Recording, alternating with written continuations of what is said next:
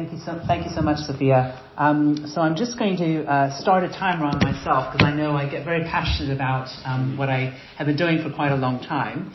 And it's going to be a slightly different talk than I'm used to, actually, because I do spend a lot of time speaking at international conferences on the whole subject of longevity and another pet project of mine around the human exposome, which I will. But I'm going to take a slightly different tack with this talk. I'm going to mix a little bit about sort of my personal journey mixed in with my professional journey and try and relate it to the science, but also try and relate it to the whole week, this week, Wellbeing by Design, and also what we're going to be doing later this evening with the longevity rave and the whole kind of, and what we're really trying to convey, and I guess in this talk, is the science behind what led us to this point now that we're all coming together in this wonderful environment at the Funkhaus, and how the longevity rave kind of symbolizes, I think, a lot of the new thinking and the new science around human health, well-being, and longevity. So really honored. I will be speaking for a little bit of a while. I put my timer on for 35 minutes, so do feel free to ask, I think, the questions that you might want to ask at the end. But I'll just, I guess, tell you a little bit about sort of why I'm here and what a few of my professional sort of hats that I've been wearing over the past sort of 8-9 years. I studied genetics a very, very long time ago, fell in the world of pharma and biotech, actually, and then about sort of 8-9 years ago, I started on this path, really trying to make the connection of how can we actually fix this very, very broken model of healthcare, which we have in most of the world. I call the sick care sort of approach. We leave things too late. We ask our doctors and hospitals to fix us when we get ill. And actually, with all the science and technology that we have available to us, how do we actually sort of give power to the people to take it more in their own hands, but also see health more as a collective sort of journey of all of us, on the planet. So I wear a few hats. I run my own gig called Collider Health, which I've been running for about almost 10 years now. Sort of mission-led ventures, really, addressing the system change challenge that we have to fix a very, very broken model of healthcare. So I've been spending a lot of time working with governments, especially the UK government, and I'm doing a very, very interesting project, which I'll be referring to in my talk, called the Human Exposome Project, which is a follow-on to the Human Genome Project, which was a very ambitious, very important project that decoded the human DNA. But what we found out more than anything from that project was that actually genetics is actually a relatively small proportion of the determinants of our health. It's actually how our genetics and how our biology is impacted by all the external stresses and exposures across our lifetime, from even pre-birth right through to death. So there's a whole new science, and this is the Human Exposome Project, which I'm involved with, which is a massive endeavor. It's just kicked off last year in Washington. We're meeting again as a community in a couple of weeks' time. And I'll be referring to some of the work actually around, even relevant to the Rave, that's being presented at this conference. But it's really sort of taking a spotlight and showing how understanding this whole business of human flourishing, understanding us as a human system within a system, and that you can only take so far what we're finding out from labs and animal studies, which is where a lot of the aging research and longevity science is focused on at the moment. Because, of course, you got it. The incentive structures are there for, a lot of money to be made to develop a drug or a pill or some sort of magic bullet that will cure aging, keep us healthy and well forever. Some people want to live forever. I personally don't.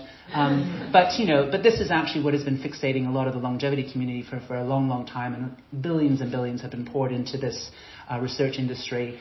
And so I've got obviously a very interesting perspective on it. I think there's a new frontier of longevity that I think needs a lot more attention, which is around this whole business of human flourishing, how to understand humans and what makes us thrive, as humans.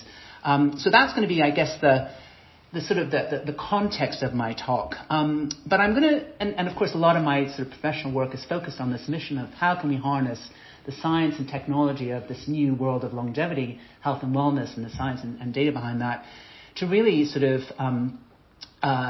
make us live much longer, healthier, happier lives for all of us. So that's kind of like what's been driving me for a very, very long time. Understanding that motivation that actually really is the most important thing and most important to us, what gives us joy, meaning, purpose, what makes us really want to live a long life. Because a lot of these people who talk about living forever, they don't actually ask the most important question, well, what is a life worth living? And that is very unique to us. And that's what we actually absolutely have to understand. So as usual, there's always a personal story to every story. And I'm going to take you back to a moment. And of course, people always talk about living in the moment. And I think that's actually the beautiful thing about having a finite point to our life, that we all die, is that it does kind of force you to live in the moment and recognize, and actually this is the beauty about getting older, is that you do realize that actually living in the moment and actually really treasuring what you've got right around, that is sitting right in front of you, you're feeling at the moment, it's actually really, really precious. Now, when you're young, you don't really think that. You're always thinking about the future. You're thinking about, how am I going to get to that future point? And that is the beauty about getting older. You actually are forced to live in the moment a bit more. And that is a precious thing to have. So I'm going to take you to a moment probably about 6 years ago now, where I'm standing in a club in southwest London in my own neighborhood at 5 a.m. in the morning, just coming out of lockdown post-COVID, where I'd been to, and I was 56 at the time, and I had just been to a birthday party of one of my friends, a 60th birthday party, and I was with a couple of girlfriends of mine, and because of COVID, they had moved out of London, so they were coming to spend the weekend with me, and so we went to the 60th birthday party to kind of celebrate, with our friend, and then it finished at about 11:30, and we thought, well, we can kind of go back to my house and, chat a bit more, but as we were coming back home, we thought, you know what, we kind of still feel like there's a bit of music and a band playing at this party. I said, we kind of have the dancing bug, and I hadn't been, dancing for a while, and of course we're in this taxi because of the Uber coming back, and we're seeing like everyone sort of piling, everyone is out in the streets, it was quite warm still, and you just had this feeling of like electricity of sort of as we were coming back, and then we were just coming up to this club that I used to go to in my 20s. And just at the spur of the moment, we said, you know what, let's just get out of the taxi. Let's just go to this club I used to go to in my 20s. So we went to this club, a couple of girlfriends of mine. Of course, the bouncers joked that we didn't have our ID cards with us, but we said, I think we're probably old enough to go to this club. So they let us in, and we absolutely had the most amazing time. And it was really fascinating because we kind of danced our guts out, and and this lightning bulb moment just came. It was almost like an epiphany moment, and it just sort of hit me that music and dancing was going to be a really, really important part of my life moving forward. I just felt my whole mind, body, and soul was in sync, and I just felt for the first time absolutely full of life, energy, vitality. I just really felt alive, and I just felt fucking great. And I just thought, I've got to bottle this moment up and just figure out how can I feel this way more? It was almost like a drug, So that kind of got me thinking. And then, one thing led to another. And I thought, nothing in my life changed in that moment. Nothing about my medical record, nothing about substantial what I had changed, no scan, no intervention, nothing like that. But it was something fundamental about how I absolutely felt about myself. And that is kind of what I realized at that moment when I said, we're very good at measuring. And of course, the world of doctors and hospitals, they measure everything. You've got your electronic health record, and they've got all these tests and stats and all that kind of stuff. But we're missing the most important bit, is actually really understanding what makes us feel alive and actually measuring that. And so it kind of started me on this journey where, my personal journey, just kind of trying to figure this out. And I do have obviously that scientific gene. I study genetics, and of course I'm living this world of science. And I thought, I'm going to try and understand it. So, and this is at a time when I just left the corporate world. I was starting my own gig, my own company. And of course, there's always, as a startup, and where's your money going to come from? And my 3 sons were leaving the house. I was going through the menopause at the time, all that kind of stuff. And I'm kind of thinking, how the hell am I going to get the next 30 to 40 years of my life right, Because, I have to say, not all of it was going well up until that point. Like a lot of people who hit their 30s and 40s and 50s, you're kind of like on this sort of hamster wheel of life. You've got the kids, the house, you're trying to earn the money. You kind of become, in this vortex of just activity and focus and trying to keep all the show on the road, and you just kind of lose sense of yourself. And I certainly, as a woman, at the age that I was at, and I felt a bit of an imposter at the time, moving into this tech world. I was going through the menopause and all that, and my sons are leaving home. And, there's this whole kind of crisis point where you're sort of thinking, how am I going to get this right? And I read this book by a very good friend of mine, actually, who wrote the foreword to my then book that I published a few years later, Live Longer with AI, Andrew Scott. And he had written a book called The 100-Year Life, and I read it, and it made a lot of sense to me because it talked about a whole life that we used to think was in 3 stages. You go to school, then you work, and then you retire, basically. And actually, our life is very different now. And so I kind of read this book, and actually then I realized that in the book that I then subsequently wrote myself when I was ensconced, and this is kind of a couple of years on from that, where I wrote a book and had to interview a lot of the longevity sort of pioneers and scientists around the world. This is coming out of some policy work that I've been doing in the UK, sort of looking at the impact of AI on the NHS, and I got very ensconced in the world of AI and became kind of like considered an expert, and I was approached by a tech publisher to write this book. And I was speaking to all these leading scientists, and they're all the ones who want to live forever, people like Aubrey de Grey, and all these people who are kind of real mavericks in their own way, but you have to like say, this is their life work. This is what is motivating them to figure out this sort of the secret of life, and you have to, hand it to them. That's their grand projet, and you sort of listen to them. But what I learned more than anything is actually when you ask them, well, what do you do to kind of keep living a really healthy, long life? And it was really simple stuff. It was like, they're not taking all these crazy drugs and all the rest of it. They're like, they've got their passion, their purpose, that is for sure.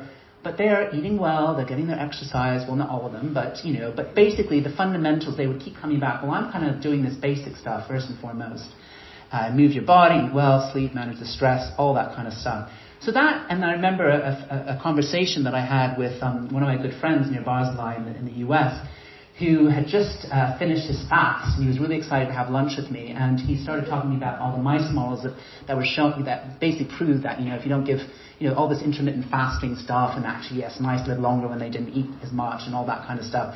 So I actually started, intermittent fasting, and I started doing all this stuff. Nothing crazy, and I've always been into my exercise. But then I started tracking some of my data because the technologies and the apps and all the tests were starting to get a bit better. Because before I thought, they're a bit sort of crappy and, whatever. And there's still a lot of problems, by the way, with all these tests, which I'll come on to.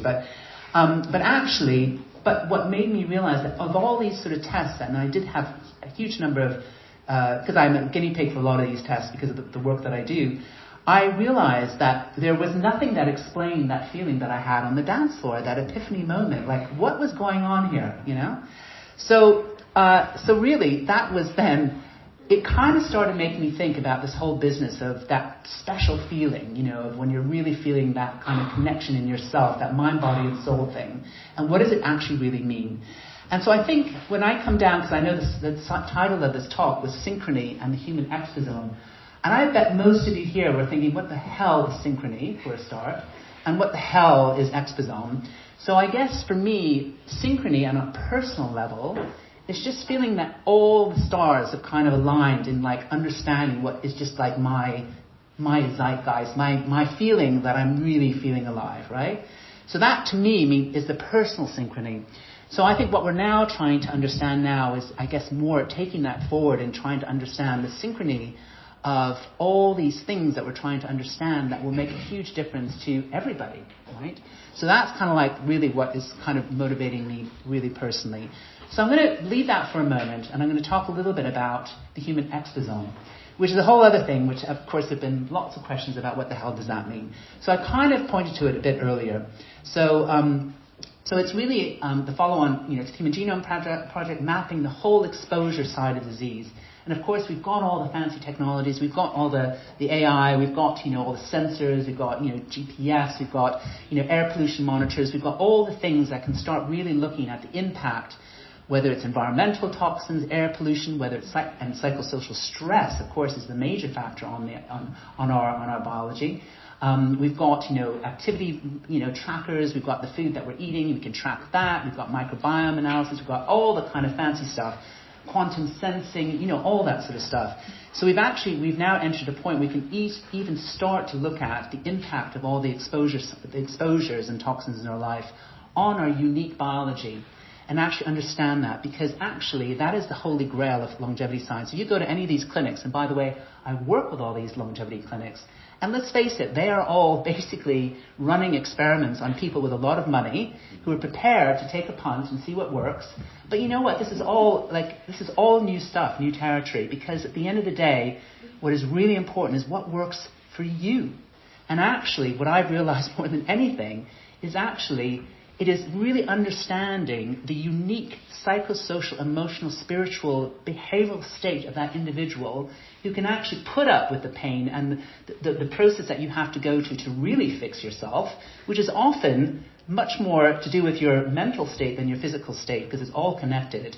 And so what a really good longevity clinic will do is to try and understand that, and yes, try out all this sort of fancy stuff in a way which you can track and monitor and actually relate to you as an individual, because that in the end is what counts, and that in the end is what's going to deliver the outcomes to you that actually matters to the way that you want to live your life, which, let's face it, is about how you feel, how you function, how you can relate to people. It's kind of simple stuff, really, and it's none of the language that a lot of the scientists talk about. So the exposome, then, coming back to that, it's really about understanding those external exposures and toxins and the effects on us as individuals across our lifetime. And of course, once you aggregate that up and look at things at a population health level, I really want to show that let's stop putting all that, and I deal with governments and policymakers all the time, let's stop putting all this money, into like fixing us when we're sick.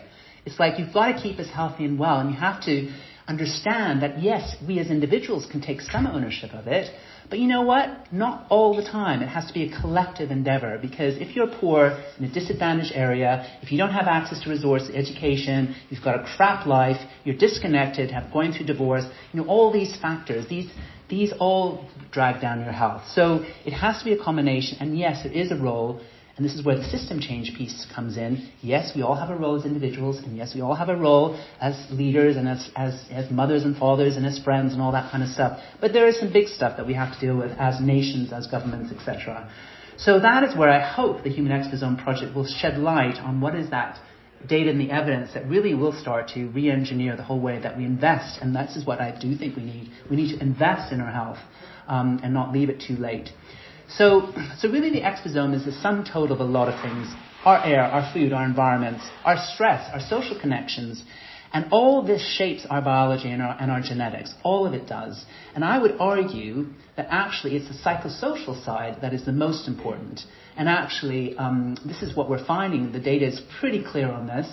We're seeing the rampant problem that we have with our younger populations, with mental health crises, anxiety, stress, which is even like in the UK, for example, and many other countries, it's literally dragging down our economic productivity. I mean, our workforce, our labor, they're dropping out of the labor market. These are young kids, it's just crazy. So it is a really, really big thing that we need to address. And we're seeing large-scale, very important studies, in all the leading sort of academic press, like Nature, for example, that shows that environmental exposures can explain 10 times more variation, more mortality than genetics. So this is like hardcore science that is really putting a spotlight on this, 10 times more. But yet we have, up until now, focused so much on that one small bit of our biology that, is supposed to be rescued by drugs and all that kind of stuff. So I think this is the point. We've invested billions in genomics, in drugs. And I used to work in the drug industry, the pharma-tech industry. I know that industry. And now, of course, we've got a lot of talk, what I call Instagram medicine. All these fancy supplements, NAD plus strips, powered vitamin shots, and all that kind of stuff. It's all... Some of it might work for some people. But let me tell you, and actually the placebo effect is probably the most important effect. In the end, it is, you have to, and this is where I'd say get some sensible advice, because in the end it has to relate to what you as an individual, your makeup, your needs, your situation, before you, and to get the proof that any of these things will work. So I would say, really, really, the environments are really, really so important to understand and what shape us, as individuals. Health is shaped less by what happens at the doctors and more by where we work, live, and play. And I'm going to come to play in a second. So we do need a profound shift in thinking. And this is what I've been trying to do with all of the work that I'm doing. So the real breakthroughs, I would argue, in longevity are not going to potentially start in a lab, which of course is where Altos and all these big investments are going into. They really are and should, if you want, impact at scale right now in our neighborhoods, our cities, our communities, and maybe even on the dance floor, which we'll find out tonight. Because this is where we can really start to look at improving our environments. Cleaner air, greener spaces, lower noise, more connection, to see these measurable improvements in health. And actually, this is what I have been seeing and observing with all the work that is being done with the Exposome, the Urban Exponome project, which shows very, very clearly that if you live in an area that is close to a lot of noise, less access to green spaces, lots of pollution in the air, your health will be impacted. And of course, those are the places where most of the disadvantaged and poorer communities live. So there's a huge... So you do them, and the numbers have been done, so deal with that problem, and actually there's huge socioeconomic benefits from dealing with those sort of policy initiatives that can actually be implemented. Coming to Vienna, and of course Vienna, beautiful place, you've got wonderful parks, beautiful architecture. You can see, that in Vienna in many ways there's a lot of great ingredients to become a really great exosome project to show how human can thrive. And of course we've got things like, Mozart and music culture, and you've got lots of ingredients here that are right for looking at. And just going back to some of the examples that I explained before. So for example, we had one study, this is in London now, that showed that trees in London have prevented over 150 heat-related deaths in recent years just for having more trees in London. And some of you who've been to Barcelona, the superblocks areas, where the whole neighborhoods have been designed with health in mind. Communities, people coming together, trees, greenery on buildings and things like that. And they have shown health improvements. So, and as I mentioned, there's a whole socioeconomic uplift in all of this. For example, the green spaces. The value of urban green spaces in the UK has been valued at over 300 billion per year. So there is a whole socioeconomic argument to this, which of course you do need when you're talking to investors and of course governments. So some of it comes down as simple as this. Rather than just sort of making more drugs and molecules, it may just be as simple as just planting some more trees. I mean, this is the sort of debate that we need to be having. So I think connecting this to something deeper and more around this whole notion of human flourishing. I mean, what does a flourishing environment look like? And of course, this week at the Funkhaus is all about that. And it's a place where you might wake up in natural light. I mean, we know that people respond much better to being in a place of natural light than if you're stuck in a cellar all day. I mean, you have clean air. You're able to move, effortlessly. You encounter people in your day to day. It's not something forced upon you. You feel part of something. This is where community is so important. So it's a place where connection and let's face it, humans are hard. We absolutely need human connection in our lives. We know that babies who don't have the parental sort of love and affection like in orphanages, it's all very, very clear. It's really important from day one. And so we need to create those places where, connection is almost sort of designed in rather than engineered out, which is actually what we are finding out in this digital world. I mean, social disconnection and loneliness is rampant because we're sitting behind screens, because we don't find each other. Like in the old days, you bump into people. There's that energy thing, which I'm fascinated when you see people and feel people in real spaces. So this is where architecture does matter, and where urban planning does matter, and where material choices matter. Things like Sophia are looking at.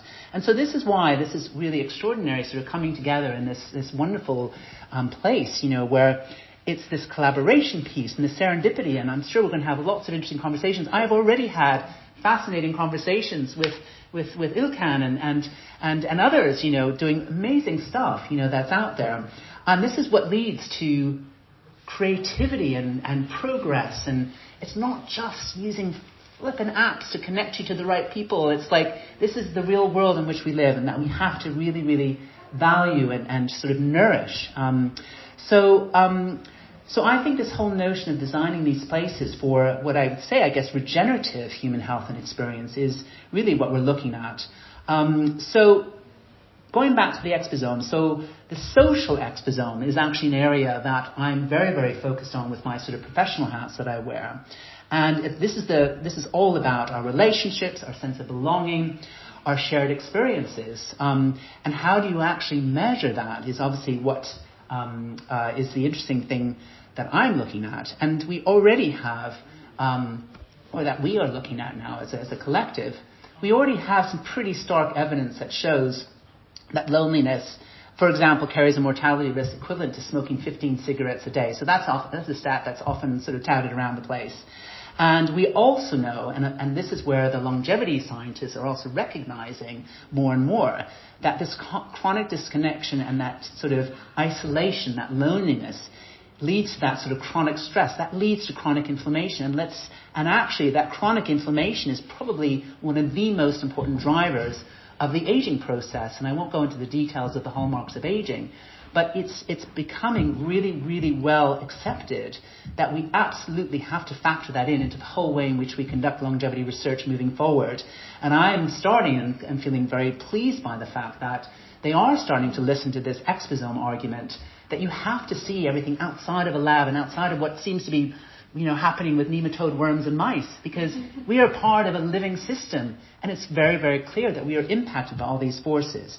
So I would say, and this is, bringing it right back to, I guess, the Rave and the Joy Square experiment that I'll come on to now, is what is actually happening when we are bringing people together in these real environments, when we feel that sense of connection. Because I'm really fascinated by that. I mean, I feel, and many of you will feel like, when you meet someone, you kind of feel like you've known them, and like you might have known them in a previous life. And I'm not someone who, you just sort of just know that person, and you feel their vibe, and you just feel this sort of connection. And we all experience in that. And I think this is what we need more of. And this is, again, where this concept of synchrony comes in. And people like Leon and Kristen, who are looking at this in terms of music and how we can share these meaningful experiences. And it's almost like, going back to our ancestral and evolutionary past. We all came from viruses and bacteria as human beings. And actually, we cannot discount the fact that in some strange way, our progress, our lives of convenience and like digital and AI and all this kind of stuff, it's almost been too fast. Our bodies are like still in the Neanderthal age, actually.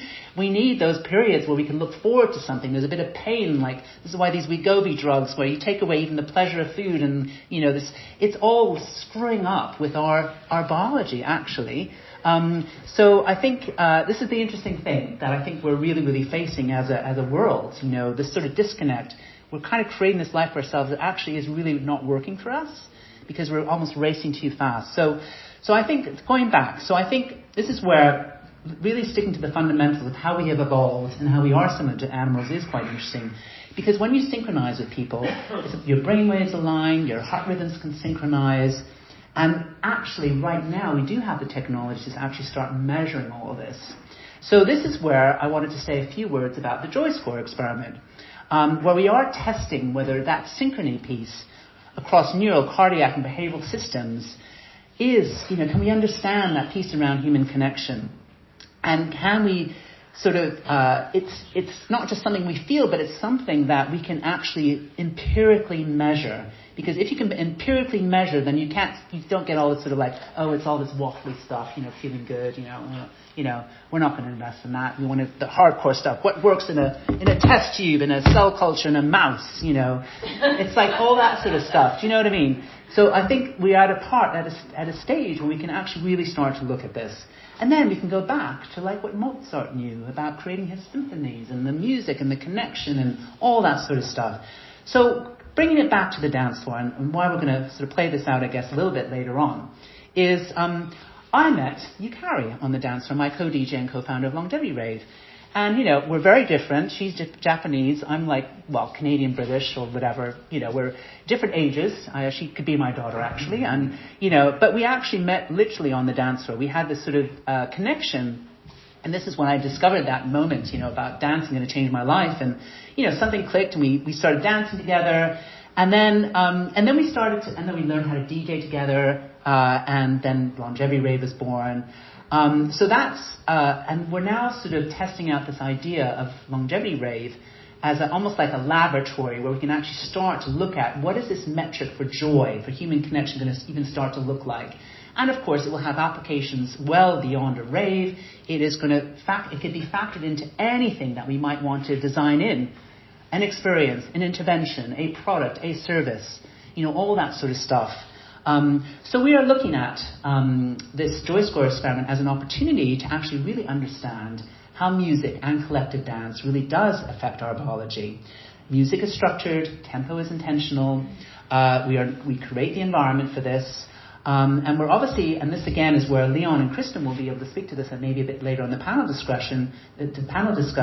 We've got a whole kind of sonic architecture of actually testing people's responses to BPMs, frequencies, etc., what it does. And of course, we're going to be measuring, and this is where, and thanks to Shema and Oliver, we're going to be able to show what our brains are doing when we're in this state of flow, which might be very, very related to that feeling of connection and joy and all that sort of stuff. And this is obviously what we're going to be testing out. I'm going to show that on the screens tonight. We're looking at all the different biomarkers, blood, saliva, functional biomarkers, all these different things that the longevity scientists are looking at. So we're going to have a tapestry of different ways of measuring what this new frontier of longevity is all about, what this whole thing and this whole business of joy and human connection is all about, and being able to measure it. Now, it's not going to be easy. We've had a couple of goes already in San Francisco and Honduras. We've done a longer scale study. We're moving into phase 2. It's an ongoing project. We're speaking to a lot of very interested parties, including the Burning Man community in the States, who are very, very interested, especially in this time of AI being a threat to our humanity and meaning, really, to really kind of understand this. Because if we can understand, if we can show that actually the way that human beings feel about their lives and knowing that how much that love and being cared for and being able to look after others and just that kind of, that meaning, that we're all looking for, is really important. And actually we need to invest in it. And it's not just something that you can leave to an app or a big tech bro to kind of figure out, who, let's face it, are mainly on the, well, they care about a lot of other things, I think, beyond human empathy. But, so this is the whole point. So this is what we're trying to work out. So this work is deeply collaborative. We're obviously working with a whole bunch of people around the world, and we're really glad to be here with Kristen, Leon, and of course Sophia, and of course Yukari, and Shama, and Olive, and everyone here, to kind of just start to look at this and excite people about this. This huge kind of space around designing human experience at the intersection of neuroscience and AI, because it's going to take a huge kind of community of scientists, technologists, creators, artists, musicians, people who really do understand what art and culture and, that feeling of belongingness that we all need, that sense of community that we all need, that is really the lifeblood of humanity. So I would say, we are seeing a convergence and I guess a recognition of how this all needs to come together. And obviously we're playing with a lot of these new technologies, and I'm really amazed, how many of you here already have already started experimenting with, the Muse 2 and all that kind of stuff, and working this out. So I guess, and I think I'm probably, I've got 2 minutes on my timer, so I'm getting this right. So I think, listen, for a very, very long time, and this is my world for a very long time, and probably why I got a bit disenchanted with it, actually, because I just realized there's all this focus on fixing us when we're sick, when actually we should be focusing on what to do to keep us really well and happy. We've got to look outside just the sort of biology kind of box, and look at this whole new frontier that is around us, in our environments, our communities, our this business of connection. And recognizing that is that exposome that is shaping all of us, and that the future of health is not just personalized, it is synchronized. So I hope I'm kind of making that connection between exposome and synchrony, which is the title of this talk. And I remember thinking, oh my God, how am I going to rate this together? But I think it actually does in a very, very nice way. So here we are in Vienna, beautiful laboratory for looking at this. And let me just say, health is not something that you can do and optimize, because there's all this talk about optimize, and that we're all the CEO of our own health, we can optimize everything in isolation of everything else. Well, no, I don't think that's the case at all. It is something that emerges from the environments that we can design together as a collective, from materials to light, to sound, to public spaces. And these are not just purely aesthetic choices. We can now actually really ground them in the understanding of our science, that they all impact our biology, our health, our well-being, and indeed longevity. So I guess that's a nice moment to close and open up for questions. But I hope you'll find kind of the scientific underpinnings and the reason for why we're doing what we're doing sort of later on tonight as well. We're all going to be hopefully dancing, having a great time and feeling huge connection and a wonderful synchrony together, which we will be showing on screen with brainwave activity patterns, with the wonderful skills of neurocreate and all the new technologies. So I'll leave it there. So yeah, and great you're here. Fire away with any questions. I know we've got a panel discussion coming up, so yeah.